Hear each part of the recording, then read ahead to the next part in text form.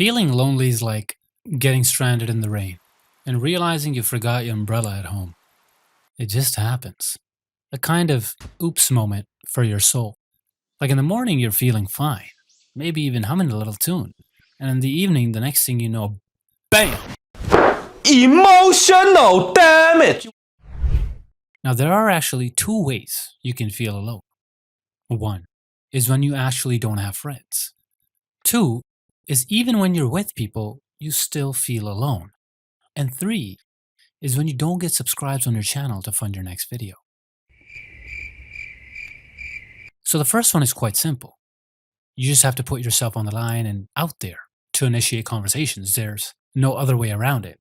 Now for the second one, which is more difficult, I'd say, but what if it's actually easy to fix? One of the easiest ways to address it, and I know it sounds terrifying, is to be honest. So this one time I was at a party. Everyone was having fun, either chatting or dancing. Music was thumping, and the chips and dip were doing tango with my fingers on the snack table. Then all of a sudden it hits me, this wave of existential empty. I started feeling like I was a newly installed glass door at the convenience store. That's so clear you don't see it until it hits you in the face. I was standing there, nodding along to the conversation, which I don't even remember.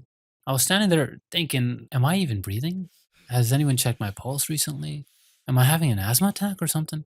It's like I was slowly fading into the wallpaper or into a bush like this. And I don't know why, but instead of pretending I was okay this time, I turned to one of my friends. I leaned in, all dramatic like I was about to reveal the location of the One Piece, and went, bro, honestly, I don't know why, but sometimes I feel weird at parties. I was like, I feel like everyone's connected except me for some reason. And her eyes went wide like she'd just seen a ghost. Or maybe she'd realized all the hummus was finished. And she goes, wait, oh my God, same. And then it was like the emotional floodgates opened. Everyone in the kitchen started throwing out their own stories, like how Brenda felt like an NPC at someone's birthday party, or how Mark, in the middle of a music festival with thousands of people, still felt like a lost balloon. And I'm standing there, looking around at this impromptu support group, thinking, what in the actual social reverse intervention is happening right now? Where instead of confronting someone about their problems, we were all just confessing. Now, naturally, as all deep philosophical discussions do, it eventually turned into us making elaborate jokes about poop. I don't know why. I have friends that are girls who are so game for poop jokes. But that was it. That one honest sentence closed the distance that I was feeling. It reestablished a connection with my friends.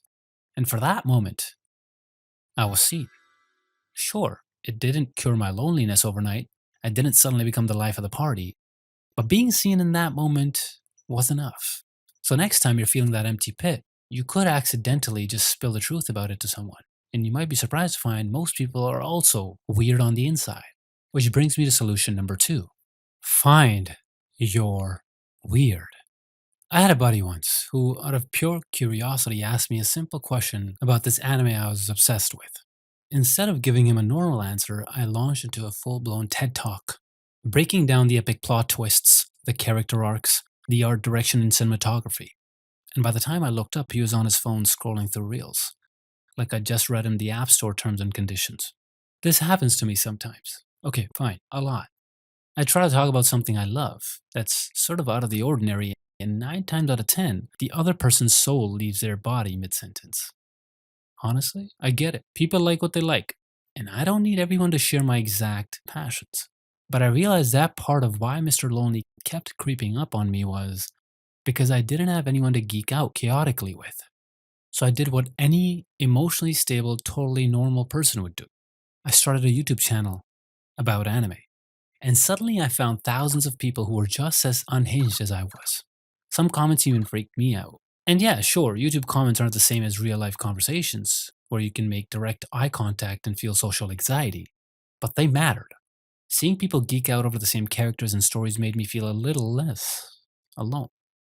The point is, your people exist, and you can find them if you're willing to look. And when you find them, the ones who'll debate the best pizza topping with the same intensity as the US presidential debate, that's cool.